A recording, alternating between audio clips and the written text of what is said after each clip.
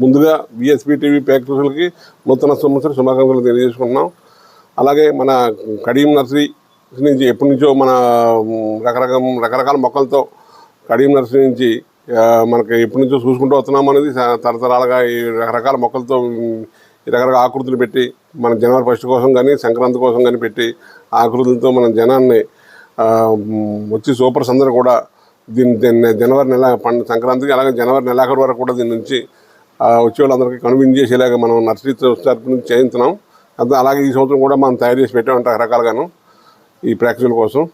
అలాగే ప్రేక్షకులందరూ కూడా ఇక్కడ చూస్తాకే అందంగా రావచ్చు. ఇది ఫ్రీ, దీనికి టికెట్ అది మనం చూసి చక్కగా అదేవిధంగా మీ తోటలో కానీ ఇంటి దగ్గర కానీ మొక్కలు ఏమైనా వేసుకోవాలంటే మీకు చక్కని సలహాలు సూచనలు మేము ఇస్తాం.